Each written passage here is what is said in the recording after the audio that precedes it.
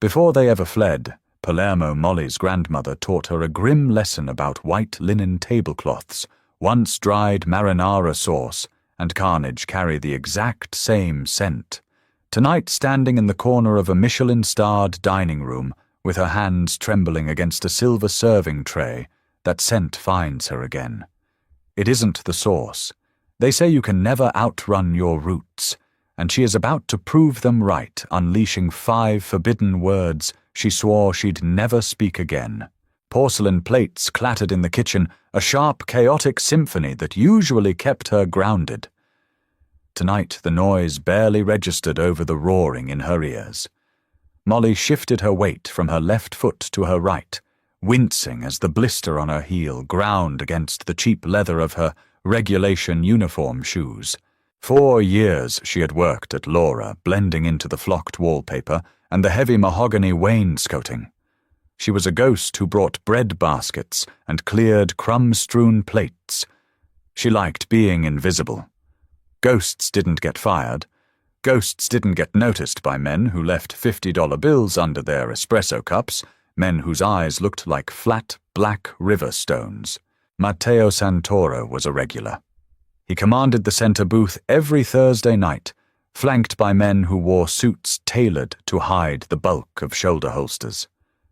Matteo didn't look like a mobster from the movies. He didn't chew on cigars or wear fedoras. He wore charcoal brioni, drank sparkling water with a single twist of lemon, and spoke in a voice so quiet you had to lean in to hear him. Molly never leaned in. She kept her distance. But she noticed the details. She couldn't help it. She noticed how his cuticles were always meticulously manicured, yet the knuckles beneath them carried faint yellowish-purple bruises fading into the olive skin. She noticed the metallic tang of ozone and cold sweat that lingered in his wake, cutting right through the restaurant's ambient aroma of truffle oil and roasted garlic. Tonight was different. The restaurant had been shut down to the public. Yanni, our maitre d', had been sweating through his silk undershirt since 3 o'clock. The air conditioning was cranked so high her forearms were covered in goosebumps, but the kitchen staff was still wiping their brows with grease-stained towels. Molly. Gianni hissed his fingers, digging into her bicep. His breath smelled of stale coffee and pure panic. Booth 1. Water glasses. Now. And for the love of God, don't look at anyone in the eye.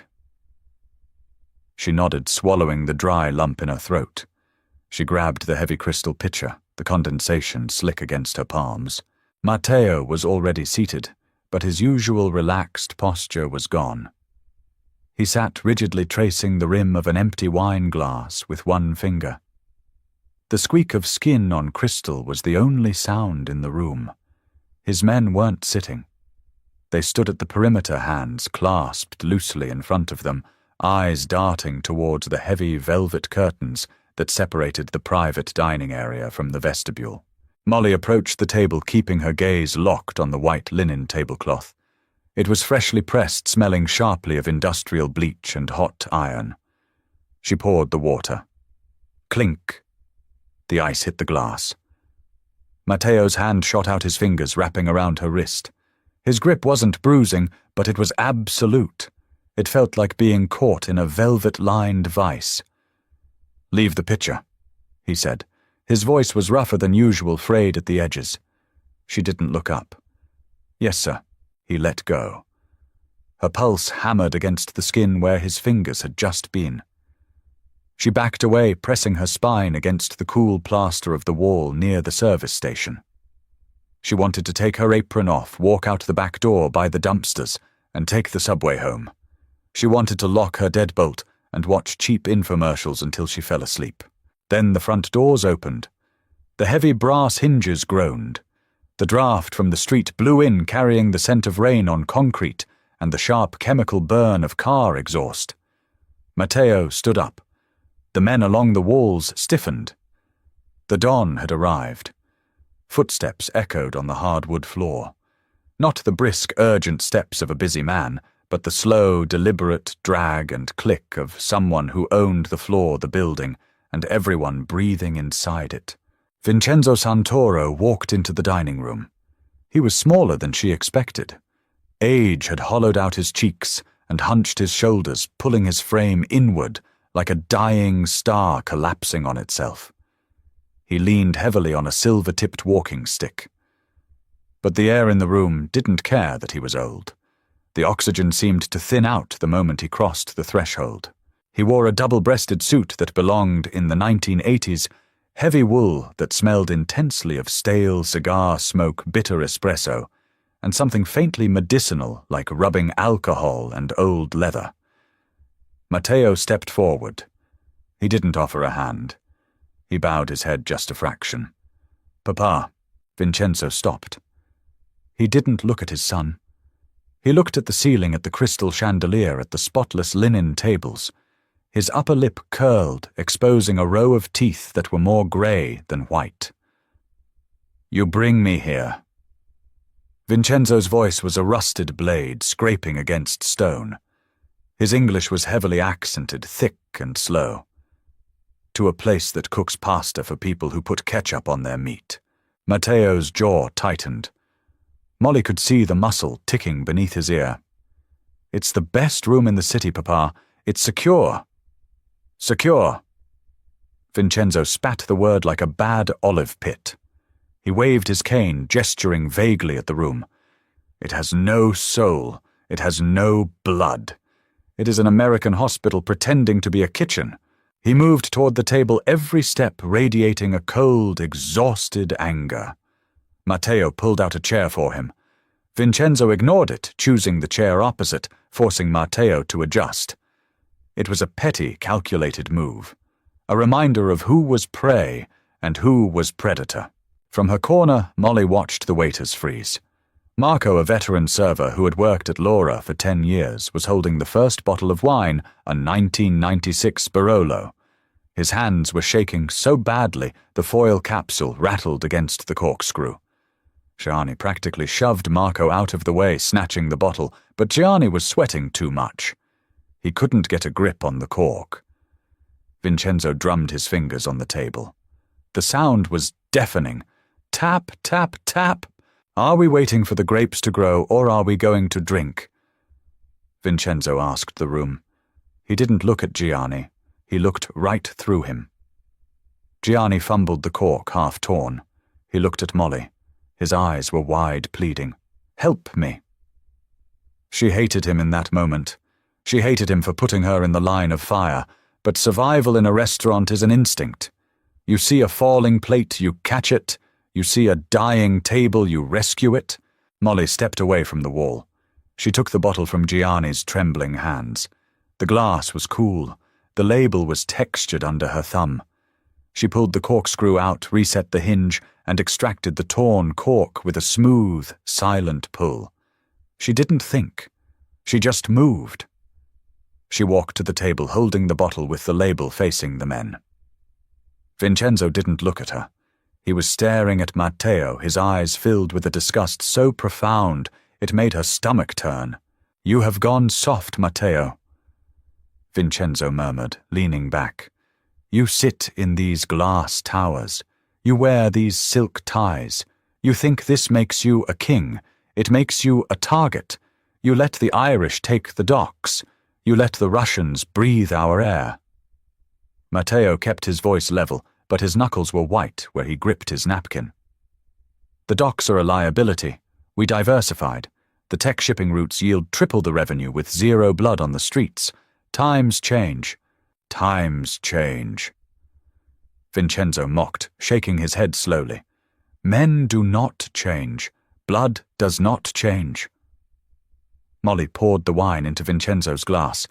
The liquid was dark, thick, the color of crushed garnets. It smelled of dark cherries, damp earth, and old wood.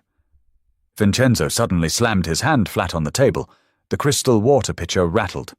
Molly flinched, pulling the bottle back just in time to stop a drop of wine from hitting the pristine cloth. "You disgrace the name," Vincenzo hissed, leaning forward. He was no longer speaking English. He switched to a dialect. Not standard Italian. Not the polished lyrical language they teach on language apps. It was a harsh, guttural dialect from the deepest, poorest corners of Sicily. The kind of dialect that sounded like a fist fight. It was the language of Molly's grandfather, the language her nonna used when she was scrubbing blood out of Molly's father's shirts before the police arrived. Palermitano, broad, thick, and unforgiving.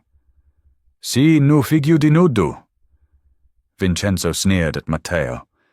You are the son of nobody. Matteo's eyes darkened, a flash of pure, unadulterated hatred passing over his face before he masked it with cold indifference. He understood the words clearly, but he didn't respond in kind. He just sat there, taking the verbal beating, his silence a testament to his forced restraint. Vincenzo wasn't finished. He looked down at the glass of Barolo Molly had just poured. He picked it up, swirled it once, and smelled it. He wrinkled his nose. He spoke again, still in that thick, ragged dialect, assuming no one in this sanitized American room could possibly understand him. He muttered it to himself, a bitter curse aimed at the world. Fanno vivere lacitu ai cani e mi chiamano patroni, cammareri che non sanno manco ci a usali. They feed vinegar to dogs and call me boss. Waiters who don't even know what salt is. He was going to send the wine back. He was going to upend the table. She could feel the violence coiling in his muscles, preparing to strike outwards, just to make his son bleed a little more. Something inside Molly snapped. It wasn't bravery. She was not a brave person. She was a survivor. She paid her bills on time, and she looked both ways before crossing the street, and she never ever talked back. But standing there smelling the stale cigar smoke and the damp earth of the wine, listening to this cruel, dying man insult his son just to feel powerful, a ghost woke up in her chest. It was her nonna's ghost, the woman who taught her how to make a sauce that could feed 10 people out of 3 tomatoes, the woman who told her that a man who complains about his wine is a man who cannot control his own house. Molly held the bottle by her side. The glass was warming against her palm. Without thinking, without stopping to calculate the catastrophic risk to her job, her safety, or her life, she looked directly into Don Vincenzo Santoro's flat black eyes. She opened her mouth, and the dialect scraped out of her throat, rusty but perfectly pitched. The accent was heavy, dragging on the vowels exactly the way it did in the alleyways of Ballarò. Uvinu e bonu don, lacitu e sulu natovucca. The wine is good, Don. The vinegar is only in your mouth. Silence. It didn't fall over the room. It crashed down like a collapsed ceiling. The ambient hum of the air conditioner suddenly sounded like a jet engine. The ticking of the grandfather clock in the lobby echoed like gunshots. At the perimeter of the room, 3 of Matteo's men reached into their jackets. The sound of fabric rustling against leather holsters was loud, sharp, and terrifying. Her heart stopped beating. She felt the blood drain from her face, pooling somewhere in her aching feet. What had she done? Vincenzo froze, his hand still holding the stem of the wineglass suspended in mid-air. He didn't blink. He didn't breathe. Slowly, agonizingly slowly, he turned his head to look at her. For the first time all evening he really saw her. He saw the cheap uniform, the hair pulled back in a severe bun, the exhaustion bruised beneath her eyes. But his gaze wasn't dismissive anymore. It was sharp, piercing, dissecting. Matteo had frozen too. His head whipped toward her, his composure completely shattered. His lips were parted slightly in shock, his dark eyes wide, staring at her, as if a chair had just grown wings and spoken. Molly couldn't move. Her fingers were locked in a death grip around the neck of the Barolo bottle. If she let go, it would shatter on the floor, and she was sure someone would shoot her for the noise alone. Vincenzo lowered the glass. He placed it softly onto the white linen. He leaned forward, resting both hands on the silver head of his cane. The smell of rubbing alcohol and old leather intensified. "What did you say?" Vincenzo asked. He spoke in English this time, but his voice was a dangerous, quiet whisper. A snake sliding through dry grass. Her throat was parched. She swallowed hard, the muscles in her neck clicking. She wanted to lie. She wanted to say she had misspoken, that she was just reciting a phrase she heard in a movie. But looking into Vincenzo's eyes, she knew a lie would insult him more than the truth. She kept her voice low, stripping away the customer service sweetness she had worn for 4 years. She let her voice drop to its natural, tired register. "I said the wine is good," she repeated, maintaining eye contact, even though every instinct screamed at her to look at the floor. "The bitterness is yours." One of the bodyguards stepped forward, a massive wall of muscle in a cheap suit, his hand fully inside his jacket. "Boss," Vincenzo held up a single crooked finger. The bodyguard stopped dead in his tracks. Vincenzo kept his eyes on her. The wrinkles around his mouth deepened. The heavy silence stretched, pulling tighter and tighter until she thought her ribs would crack under the pressure. She waited for the explosion. She waited for him to demand Gianni fire her, or worse, have one of the men drag her out back by her hair. Instead, a strange guttural sound began to build in Vincenzo's chest. It sounded like stones grinding together. It took her a full 3 seconds to realize he was laughing. It wasn't a warm laugh. It was a dry, hacking bark that shook his fragile shoulders. "Palermo," Vincenzo said, still chuckling darkly, coughing slightly into his fist. He tapped a finger against the table. "You have the dirt of Palermo in your throat, little bird. You hide it well under this stupid American apron." Molly didn't smile. She didn't nod. She just stood there, the adrenaline making her fingertips buzz. Matteo was watching her now. The shock had left his face replaced by something much more dangerous. Curiosity. His dark eyes tracked from the rigid line of her shoulders to her white-knuckled grip on the wine bottle, then up to her face. The flat black river stones were suddenly catching the light. "Pour the wine, Palermo," Vincenzo commanded, leaning back into his chair, a bizarre, twisted smirk resting on his grey face. "Let us see if you pour it as bravely as you speak." Her hands shook, but she stepped forward. She topped off his glass, then moved to Matteo. As she leaned in the scent of ozone and crisp linen wrapped around her. Matteo didn't look at his father. He looked up at her, his gaze burning into the side of her face. When she pulled the bottle back, Matteo leaned in, his voice so quiet only she could hear it over the sound of his father drinking. "No one speaks to him like that." Matteo murmured, his breath brushing against her wrist. "Who are you?" She didn't answer him. She stepped back, clutching the tray to her chest like a shield, the 5 words she had spoken still hanging in the air, like smoke, permanently altering the oxygen in the room. She was a ghost, no longer. And in this world, being seen was the most dangerous thing she could possibly be. Retreating through the swinging kitchen doors felt like walking through water. Her knees locked with every step. The kitchen was a sensory assault shouting line, cooks the hiss of garlic hitting hot oil, the clatter of industrial dishwashers, but it all sounded muted, like she was listening to it underwater. Gianni didn't yell. That was how she knew she was truly doomed. He just stood by the stainless steel prep station, wiping his forehead with a damp rag, staring at her as if she were a ghost that had just manifested to predict his death. "I need 5 minutes," she croaked. Her voice didn't sound like her own. Gianni didn't argue. He just waved a trembling hand toward the back exit. She pushed through the heavy metal fire door and stumbled into the alley. The cold night air slapped her across the face, smelling of rotting cabbage from the dumpster's wet asphalt and the sharp bite of impending rain. She leaned heavily against the brick wall, the rough texture snagging her cheap uniform blouse.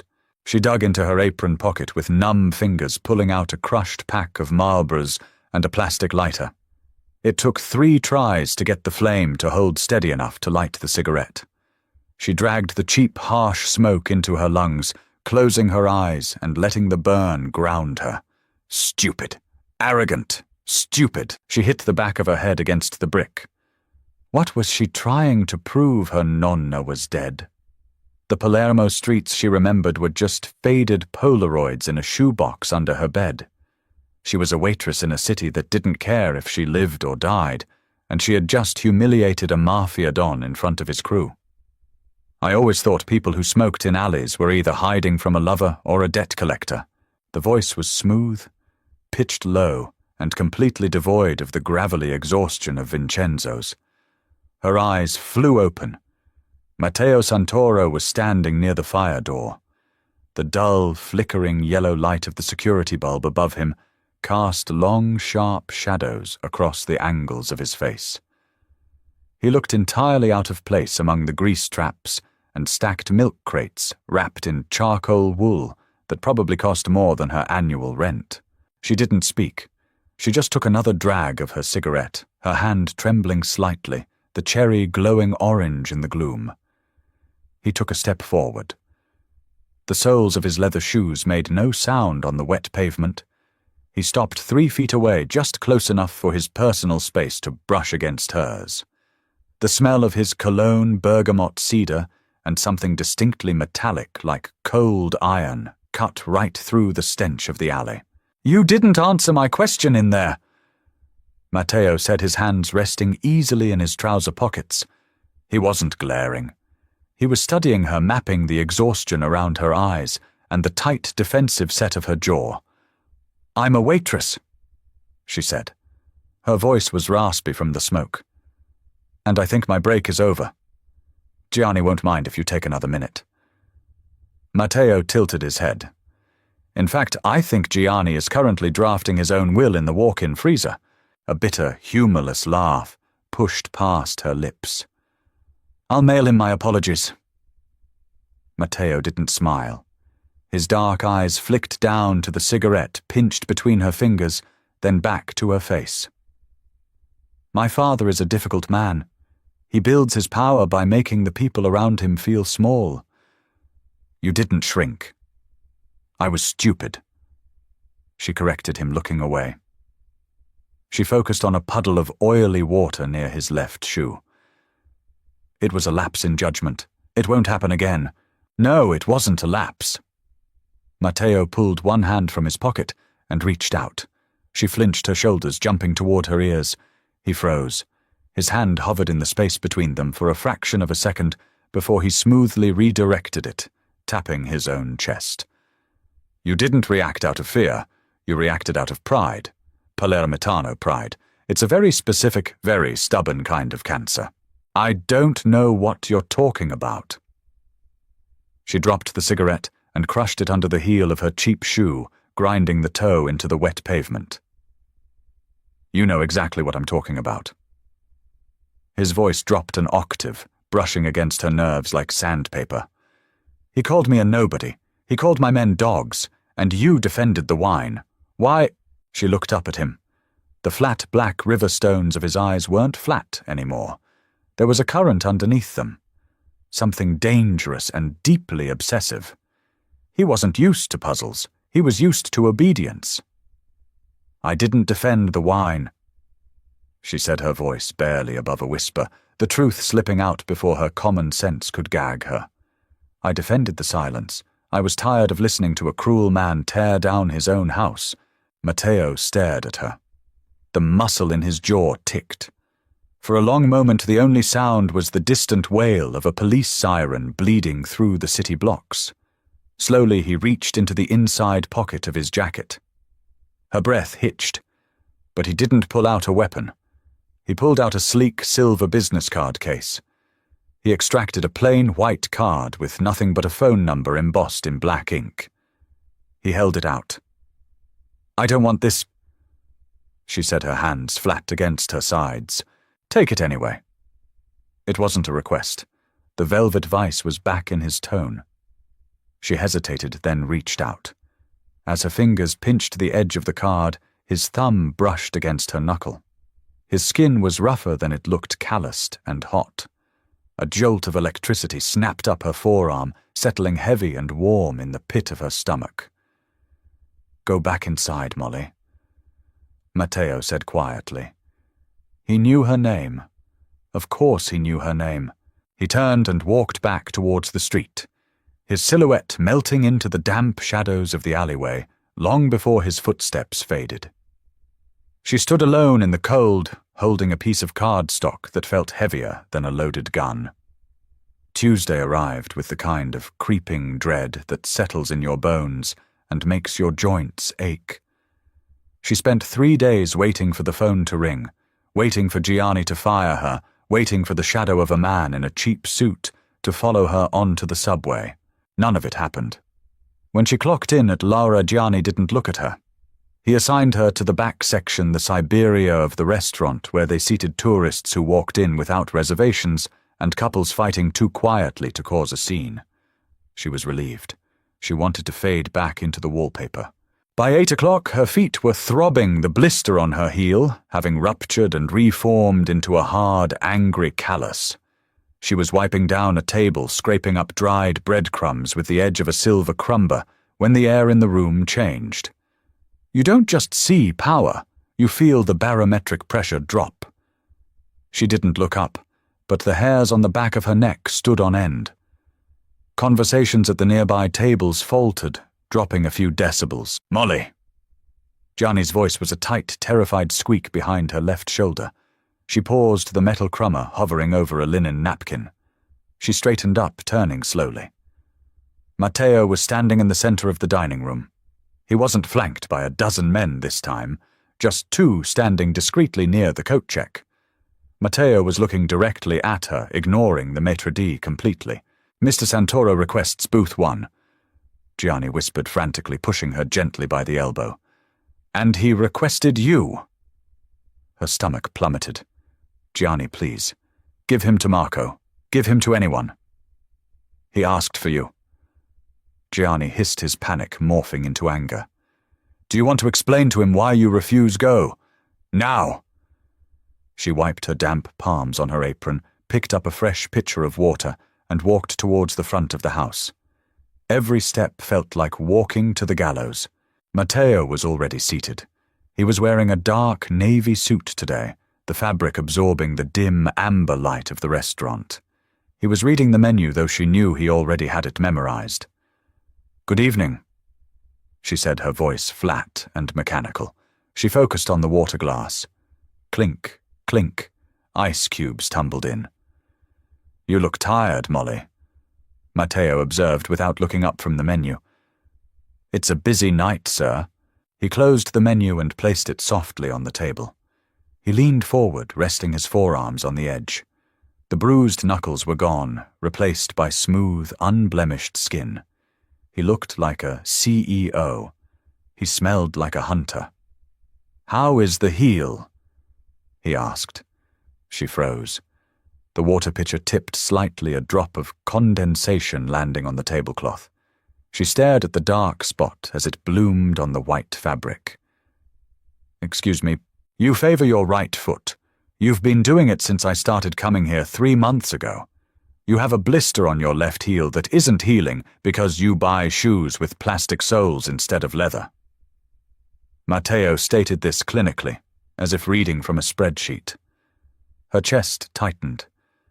It was one thing to be noticed speaking out of turn. It was another entirely to realize a man like Matteo Santoro had been watching her closely enough to map her limp. "My shoes are fine," she lied, stepping back. "Would you like to hear the specials? I want the veal," he said, holding her gaze. "And I want to know why Molly Russo, granddaughter of Donato Russo, is pouring water for minimum wage when her grandfather ran the largest underground betting syndicate in Palermo before the Corleonesi wiped out his crew in 1989. The blood vanished from her head. The room tilted violently. The ambient noise of clinking silverware and soft jazz faded into a high-pitched ringing. She slammed the water pitcher onto the table. It was louder than she intended. Several heads turned. She didn't care. "Keep your voice down," she hissed, leaning over the table, her hands bracing against the edge. The fear was entirely gone, vaporized by a sudden blinding spike of panic and rage. "Where did you get that name?" Matteo didn't flinch at her anger. If anything, he looked satisfied. He leaned back, giving her space, observing the fire he had just ignited.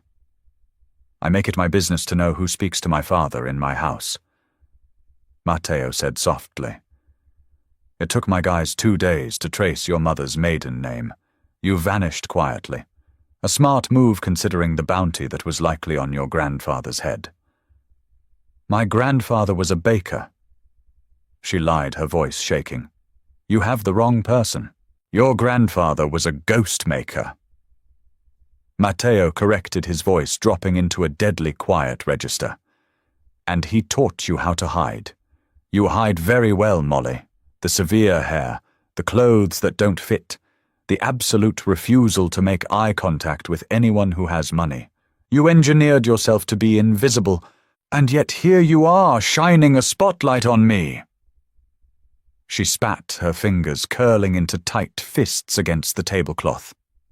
"What do you want? Do you want to kill me for a 30-year-old grudge? Get in line!" Matteo's eyes darkened. The calm facade slipped just a fraction, revealing something violently possessive underneath. He reached across the table. She tried to pull back, but he was faster. His hand clamped over her wrist, right over her pulse point. His thumb pressed against the frantically beating vein. "I don't want to kill you, Molly," he said, his voice rough. "If I wanted you dead, you wouldn't have made it to the alley on Thursday. I want to know why a woman with Russo blood in her veins is burying herself alive in this city." "Because I want to live," she whispered, yanking her arm back. He let go easily, leaving her skin burning where he touched it. "That's it. That's the grand mystery. I want to pay my rent, buy cheap shoes, and die of old age. Leave me alone." She grabbed the menu and turned on her heel, ignoring the searing pain in her blister as she stalked back to the kitchen. She didn't look back, but she could feel his eyes on her spine, a heavy physical weight that made her lungs ache. Sleep became a concept rather than a reality. Over the next 2 weeks, the paranoia became her shadow. Every time a dark sedan slowed down near her apartment building, her heart hammered against her ribs. Every time a man in a tailored suit walked into the bodega where she bought her morning coffee, she memorized the exits. But the strange part, the deeply sick and contradictory part of her brain, hated the silence. She hated the days Matteo didn't show up at the restaurant. It was a Tuesday night, raining so hard the water was coming down in sheets, blurring the streetlights into smeared yellow streaks. Laura was nearly empty. We were closing early. Gianni had sent the busboys home. She was alone in the main dining room, wiping down the mahogany wainscoting, smelling the sharp chemical lemon scent of wood polish. The repetitive motion usually calmed her, but tonight her skin felt too tight for her bones. The front door clicked. They had locked it at 10. It was 10:30. She froze the rag clutched in her hand. She listened. The heavy, measured footsteps weren't Gianni's frantic pacing, and they weren't the heavy, dragged steps of Vincenzo. They were smooth, calculated. Matteo walked out of the vestibule. He was alone. His coat was damp across the shoulders, making the dark fabric look pitch black. He didn't say a word. He just walked toward her, unbuttoning his overcoat and draping it over the back of a chair. "We're closed," she said, her voice defensive, backing up until her hips hit the edge of a heavy oak serving station. "I know," Matteo said. He kept walking until he was standing a foot away from her. The smell of the rain on him mixed with the lemon polish and the faint scent of expensive bourbon. He looked exhausted. Deep shadows bruised the skin under his eyes, and the knot of his tie was pulled loose, a small, sloppy detail that seemed completely alien on him. "You shouldn't be here," she said, her fingers gripping the edge of the wood behind her. "Gianni will be back from the office in a minute." "Gianni went home 20 minutes ago," Matteo said quietly. I told him you could lock up. Her throat clicked as she swallowed. You bought my boss. I bought the building. Matteo corrected softly, looking down at her. Yesterday. The rag slipped from her fingers, landing silently on the carpet. You bought a Michelin-starred restaurant just to intimidate a waitress. I bought it because it's a good investment, and because the maitre d' was working you to the bone, and it irritated me. He didn't smile. He said it with the terrifying sincerity of a man who moved mountains to adjust the breeze. You are insane. She breathed, pushing off the counter to step around him. He didn't grab her arm this time. He just shifted his weight, blocking her path. He was much taller than her, up close, a solid wall of muscle and wool. My father is organizing a sit-down. Matteo said, his voice dropping into that quiet, confidential tone that always made her chest hurt. Next Friday, in the private room downstairs, he invited the heads of 3 families. It's supposed to be a peace summit. Why are you telling me this? She looked up at him, her brow furrowed. I don't care about your Mafia politics. Because he demanded you serve the table, Matteo said. The air left her lungs. No, absolutely not. He doesn't forget, Molly. You insulted him in a language he considers holy. He wants to see you break. He wants to watch you pour wine and clear plates while he discusses carving up the city just to prove to you that your Russo blood means nothing. That you are just the help. I am just the help. She threw her hands up in frustration. I don't care about pride, I care about survival. Tell him I quit. Tell him I died. If you run, he will find you. Matteo's voice was bleak, a heavy truth anchoring her to the floor. You know how these men work. You know how the old blood thinks. To him, an insult left unpunished is a weakness. He won't let you just walk away. She stared at him, the reality settling over her like a suffocating blanket. The panic bubbled up raw and bitter. So what I serve him, I let him humiliate me for 4 hours and hope he tips me a 20 and lets me live. No! Matteo stepped closer, the heat radiating off him cut through the chill of the empty restaurant. You serve the table, and you listen. You understand the dialect. The old men, they speak in Palermitano when they don't want the younger soldiers to know the specifics. They think you are a beaten dog. They won't guard their tongues around you. She understood. The realization hit her like a physical blow. You want me to spy on your own father? Matteo looked down, his jaw tightening. The internal war playing out behind his eyes was violent and silent. My father wants to start a war that will burn this city to the ground. He thinks blood is the only currency that matters. He is going to betray the truce next Friday. I need to know exactly how he plans to do it. And if he catches me listening, she whispered, her voice trembling. If he figures out I'm feeding you information, he will skin me alive. Matteo lifted his hand. He hesitated, then pressed his palm flat against her cheek. His hand was huge, warm, and slightly rough. The touch was so unexpected, so startlingly gentle, that her eyes fluttered shut for a fraction of a second before she forced them open. I won't let him touch you! Matteo swore, his voice fierce, the flat river stones in his eyes catching fire. I swear it on my life, Molly. I will burn the room down myself before I let him lay a hand on you. She stared into his eyes, looking for a lie. Looking for the sociopathic manipulation she knew men like him used as easily as breathing. But all she saw was a man standing on the edge of a cliff, asking her to jump with him. The rational part of her brain screamed at her to run to the police, to pack her bags and move to the Midwest. But the ghost in her chest, the Russo blood that had been lying dormant for a decade, woke up and stretched. It was a sick, twisted thrill. The danger smelled like rain and bourbon, and it felt like the warm palm pressing against her cheek. One night, she whispered, pulling her face away from his hand, though the ghost of his touch remained burning her skin. One night, and then you let me disappear. Matteo's hand fell to his side. He nodded slowly, a dark, solemn promise. "One night," he agreed. But as he turned to walk out into the rain, leaving her alone in the silent, polished restaurant, she knew they were both lying. You don't wake up a ghost and expect it to go back to sleep.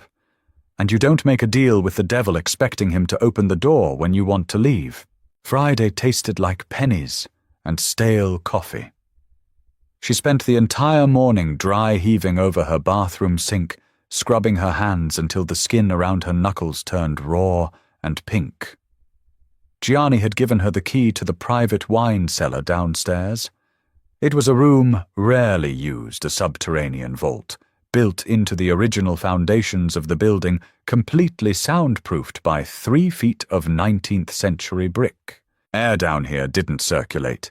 It sat heavy-smelling of cork, dust, damp mortar, and the sickeningly sweet aroma of the roasted garlic veal resting on her serving cart. 4 men sat around a heavy oak table.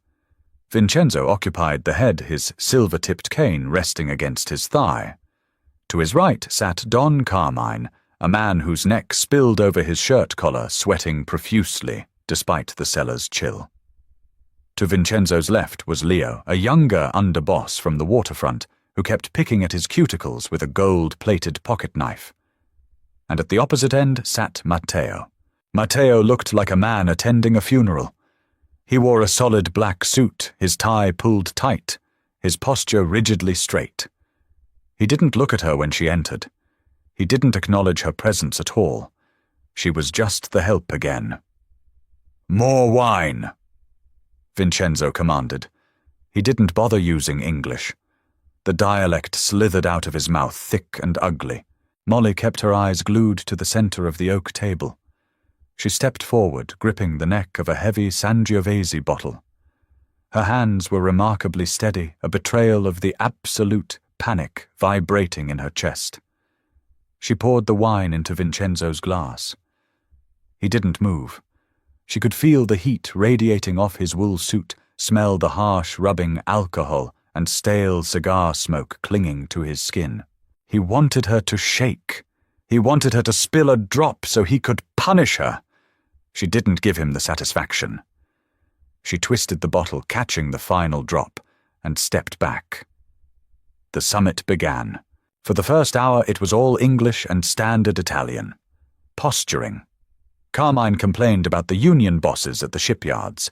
Leo talked about the police crackdowns on the east side. Matteo offered solutions calm and measured bringing up offshore accounts and shell corporations. He spoke like a businessman trying to rein in a pack of rabid dogs. Then Vincenzo tapped his cane against the floor. Once, twice. The table went dead silent. Vincenzo leaned forward, interlacing his gnarled fingers. When he spoke again, the polished veneer vanished. He slipped into the heavy guttural Palermitano dialect. "The accounts mean nothing if the streets don't fear us," Vincenzo rasped, glaring at his son. "You build paper castles, Matteo. The Russians laugh at us. The Irish spit on our territory. The Russians pay us 30% on all imported freight." Matteo replied, keeping his dialect flawless, though his accent carried a softer Americanized edge. "Fear doesn't pay the electric bill, Papa. Money does." Molly stood by the serving station, polishing a silver spoon she had already polished 5 times. She tuned out the English. She let the rhythm of the dialect wash over her, translating the rough syllables in her head, just like her nonna used to do when she read the letters from home. Carmine grunted, wiping his forehead with a linen napkin. "The old man is right. We look weak. We need to send a message. A loud one." "Tonight," Vincenzo said. The word dropped into the room like a lead weight. Her thumb slipped the edge of the spoon, digging sharply into her cuticle. She didn't wince. She kept polishing. Matteo's eyes narrowed. "Tonight, we agreed to a 3-month freeze on all street-level retaliation.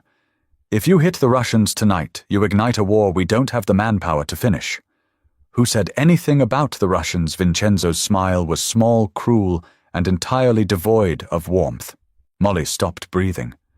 The air in the room suddenly felt dangerously thin. Vincenzo shifted his gaze from Matteo to Leo. The younger underboss stopped picking at his fingernails. He subtly adjusted his posture, sliding his right hand under the edge of the table. "A house divided cannot stand, my son." Vincenzo murmured the dialect rolling off his tongue like venom. "You want to be a businessman. You want to wear silk and look at spreadsheets. But you forgot how to be a butcher. A king must know how to butcher his own meat." He wasn't talking about a hit on a rival family. He was talking about a purge. Molly looked at Matteo. He was still staring at his father, his face an unreadable mask of cold stone. But his chest wasn't moving. He hadn't realized. He was calculating the external threats entirely blind to the rot sitting directly across from him. Leo Vincenzo said softly, "Take the garbage out." Time didn't slow down. That's a lie they tell in movies to make violence seem poetic. Time sped up, fracturing into a chaotic, terrifying blur of noise and movement. She saw Leo's shoulder dip. She saw the metallic glint of a suppressed pistol clearing the edge of the heavy oak table, aimed directly at Matteo's chest. Matteo was fast, but he was sitting down, boxed in by the heavy armchair. He started to reach for his jacket, his eyes widening as the realization finally shattered his composed facade. He wasn't going to make it. She didn't think about her grandfather. She didn't think about her rent, or her quiet life, or the blister on her heel. She just reacted. Her hand closed around the neck of the heavy glass water pitcher resting on her serving station. It was full. It weighed at least 5 pounds. She didn't throw it at Leo. She threw it directly at the center of the table. The glass exploded against the oak wood with a concussive crash that sounded like a bomb going off in the confined space. Gallons of ice water and jagged shrapnel sprayed in every direction. Leo flinched instinctively, throwing his arm up to shield his face from the flying glass. His finger jerked on the trigger. Foot! The suppressed gunshot was violently loud, a sharp crack of displaced air. The bullet missed Matteo, tearing through the upholstered back of his chair, sending a plume of white stuffing into the air. Chaos erupted. Carmine scrambled backward, his chair tipping over, sending his massive frame crashing to the stone floor with a sickening thud. Vincenzo roared a sound of pure, unadulterated fury, trying to stand up, but his cane slipped on the puddle of ice water spreading across the floor. Matteo didn't freeze. The hesitation was gone. He lunged over the table, his hand wrapping around Leo's wrist. He twisted a brutal, bone-snapping motion. Leo screamed a high, wet sound, dropping the gun. It clattered against the wet stones. Molly backed into the brick wall, her chest heaving, her hands completely empty, and shaking so hard she couldn't feel her fingers. The smell of copper and hot brass filled the room, cutting through the garlic and the wine. Matteo slammed Leo's face into the oak table. The crunch of cartilage was loud enough to make her stomach turn. Leo went limp, sliding off the wood to crumple on the floor. Matteo stood up, his chest heaving, his dark suit ruined by water and shattered glass. He reached into his waistband and pulled out his own weapon, pointing it directly at Vincenzo. The old man was still on his feet, leaning heavily on his cane, his chest rising and falling in ragged, uneven gasps. He didn't look afraid. He looked enraged. "You bring a gun to a sit-down." Matteo said, his voice entirely devoid of the dialect. He was speaking standard English now, cold, corporate, deadly. "You break the truce. You try to kill your own blood. You are a dinosaur, Papa, and the meteor just hit." Vincenzo spat on the floor. The saliva mixed with the water and glass. "You are weak.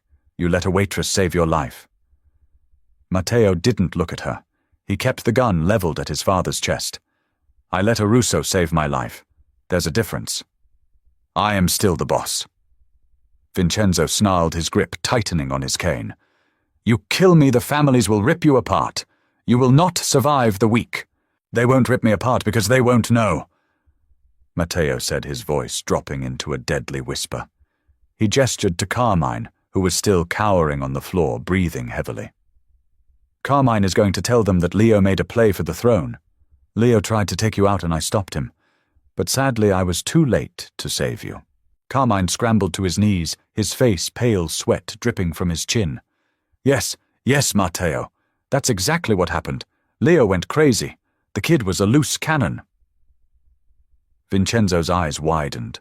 For the first time, the absolute certainty of his power fractured. He looked at Carmine, then at Leo's unconscious body, and finally at Matteo.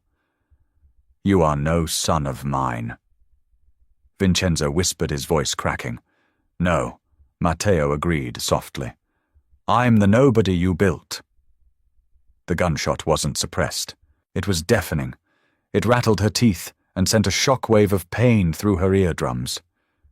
She squeezed her eyes shut, clapping her hands over her ears, letting out a sharp, involuntary gasp. When she opened her eyes, the smell of cordite was thick enough to choke on. A fine mist of plaster dust drifted down from the ceiling. Vincenzo was on the floor. He wasn't moving. Silence didn't just fall over the room, it suffocated it. Molly's stomach revolted, twisting violently. She clamped a hand over her mouth, swallowing down the sharp, acidic burn of bile and the metallic tang of adrenaline. Death in the movies is remarkably clean. A dramatic gasp, a slow slump, a tragic closing of the eyes. Reality is a grotesque assault on the senses.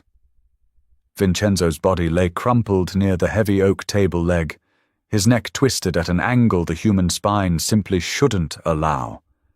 Blood pooled beneath his head, thick and sluggish, creeping outward in irregular tendrils to mix with the shattered glass and the spilled ice water. It didn't look like a king's grand finale. It looked exactly like a butcher shop floor at closing time.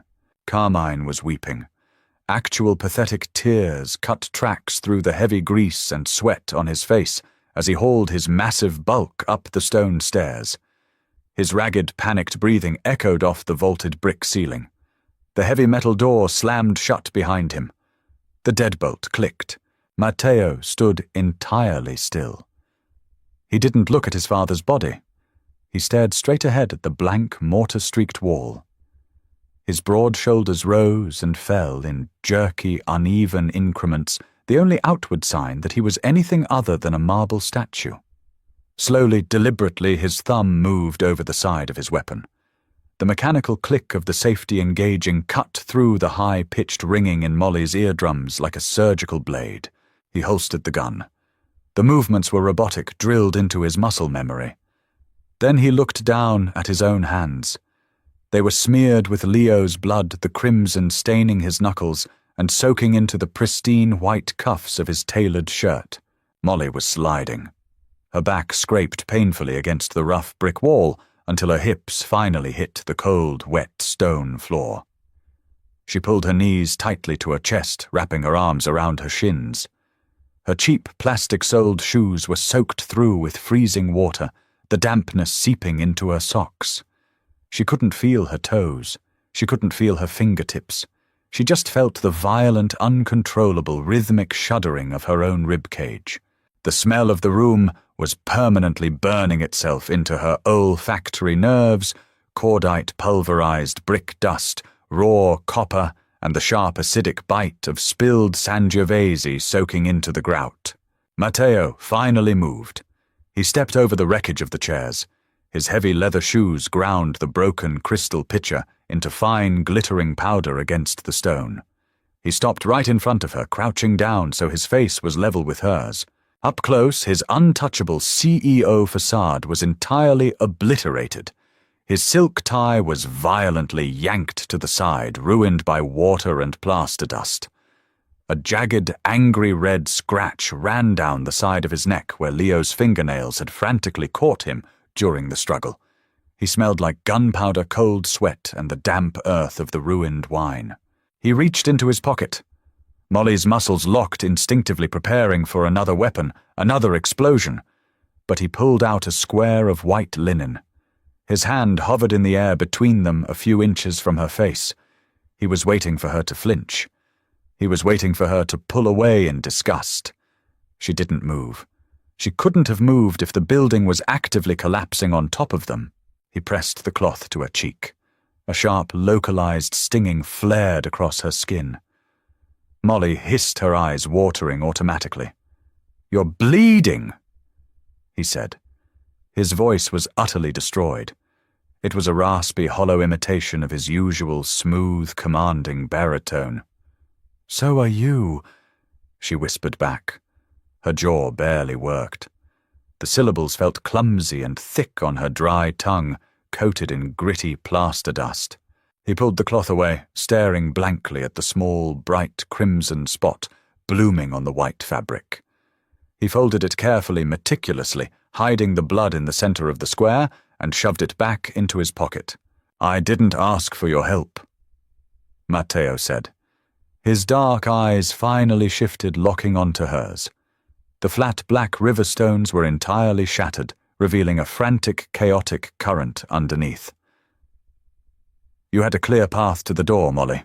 When Leo drew his weapon, you were already at the serving station. You could have run. You should have run. Why the hell did you throw the glass?" It was the ultimate question. Why did she? Molly had spent 4 agonizing years perfecting the art of being invisible. She folded napkins with mechanical precision. She wiped crumbs without making eye contact. She kept her head down, her mouth shut, and her rent paid. Surviving meant walking away from burning buildings, not throwing oneself directly into the inferno. "I was tired," she breathed. The honest truth felt like coughing up glass. "I was so tired of being quiet. I was tired of watching men like him take up all the oxygen in a room and expect the rest of us to just hold our breath until we suffocate." She looked past his broad shoulder, forcing herself to look at the crumpled body of his father. "And I didn't want him to win. I didn't want you to die." Matteo's jaw clenched so hard she thought his teeth might crack. He reached out his large hands, wrapping around her upper arms. His grip was tight, bordering on bruising, fueled by raw desperation. He hauled her to her feet. Her legs immediately wobbled, the adrenaline crash turning her muscles to water. He caught her full weight, pulling her flush against his chest. The heavy, damp wool of his suit scratched against her cheek. She could hear his heart hammering against his ribs, a frantic, thunderous, terrified rhythm that perfectly matched her own. "You killed your quiet life," Matteo said, his mouth pressed hard against her temple. His breath was hot against her freezing skin. "There is no going back from this. Carmine saw you. He saw exactly what you did. By tomorrow morning the other families will know that the waitress in the cheap shoes chose a side and altered the hierarchy of the entire city. You can't put the apron back on." "I know," she said. The panic should have set in by now. The rational screaming part of her brain should have been kicking down the doors, demanding she flee to the airport. But it was completely silent. The ghost of her grandfather, the thick, unyielding Palermitano blood that had laid dormant for a decade, felt strangely settled, grounded, awake. "I won't let you disappear," Matteo vowed. It wasn't a romantic promise whispered in the dark. It was a threat, a dark, territorial, absolute claim. His hand slid up her neck to frame her face, his thumbs gently wiping away the smear of brick dust resting on her cheekbones. "You bled for me tonight. You claimed me in front of the old blood. You are mine now. I will burn down the other half of this city just to keep you breathing, but I will never, ever let you leave." Molly looked up into his eyes. There was absolutely no deception there. Just the raw, terrifying honesty of a man who had just severed his very last tie to humanity and found a brand new anchor in her. She reached up her shaking hands, slipping over his ruined tie to tightly grip the collar of his shirt. "If you ever try to put me in a cage," she whispered, her voice finally finding its footing, ringing steady and cold in the damp cellar, "I'll break the glass again." A fractured, breathless sound escaped him, half rough laugh, half exhausted sob. He leaned down, his mouth crashing into hers. There was no cinematic tenderness in it. It was a brutal collision of teeth and bruised lips, tasting intensely of salt, copper, and adrenaline. It was messy. It was desperate. Molly's hands tangled violently in his dark hair, anchoring herself to him as the room seemed to tilt on its axis. He pulled her tighter by the waist, his fingers digging into her ribs, a silent physical vow of violence against anyone who dared to step between them. Far above them, out on the rainy streets, the faint, high wail of police sirens began to bleed through the thick brick walls. The real world was coming. The flashing lights, the crime scene tape, the cleanup crews, the Mafia lieutenants demanding answers and blood. But standing there, wrapped in the arms of a patricide, smelling the drying blood and the spilled wine, Molly's lungs expanded fully for the first time in years. Blood and marinara sauce smell exactly the same when they dry on white linen. Tonight there was no sauce. Only the blood of a dead king seeping permanently into the stone and the violent birth of a new one. Molly wasn't hiding in the corner anymore. She was standing dead center in the wreckage, and for the first time in her life she wasn't afraid of the mess. Want more dark, pulse-pounding Mafia romance stories that skip the cliches and go straight for the throat? Hit that like button if Molly's Revenge gave you chills, and share this with your friends who love a gritty, slow-burn thriller. Make sure to subscribe to the channel and ring the notification bell so you never miss an upload. Drop a comment below. Would you have thrown the picture, or would you have walked away? Let me know, and we'll see you in the next dark chapter.